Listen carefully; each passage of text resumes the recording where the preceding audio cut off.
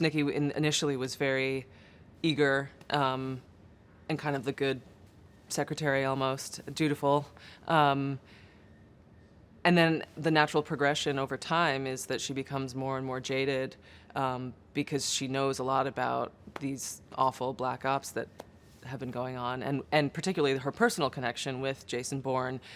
She cares about him as an individual and knows, what this has done to his psyche and his life. And then when we leave her in Ultimatum, she's got to go into hiding too. So it's now, in a sense, ruined or changed her life drastically.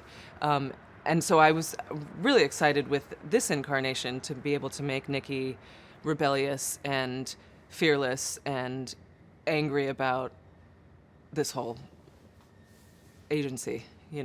She wants to expose them. I think one thing that I talked about with Paul was that I really liked the idea of her being fearless because she's nothing to lose.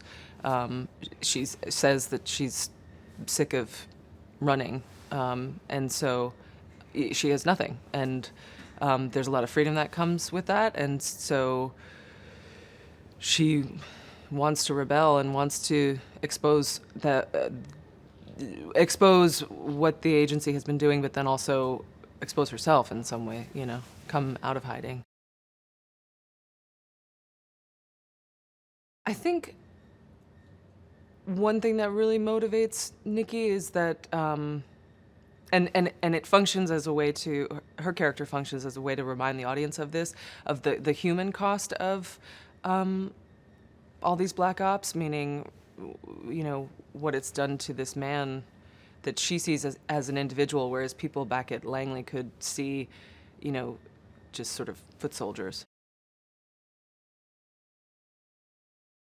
I was really impressed again with Paul's writing. Like when I first read that that there was going to be the bare knuckle boxing and that's where we find him, it impressed me that he describes in the script, and I think you see it in this scene, that it's almost masochistic. Like in other action movies, the hero would have to be,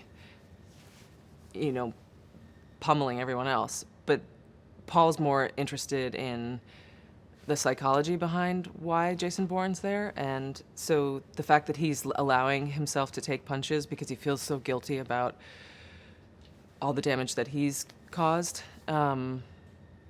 is fascinating, I think, and adds another layer to what could otherwise be really superficial.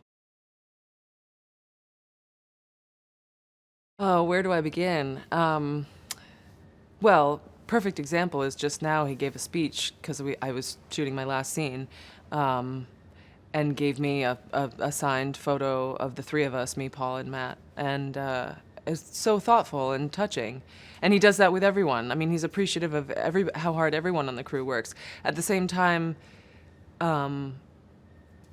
he'll laugh and joke around and rib people on the crew, but I really think that he sets a tone that makes everybody want to do their best.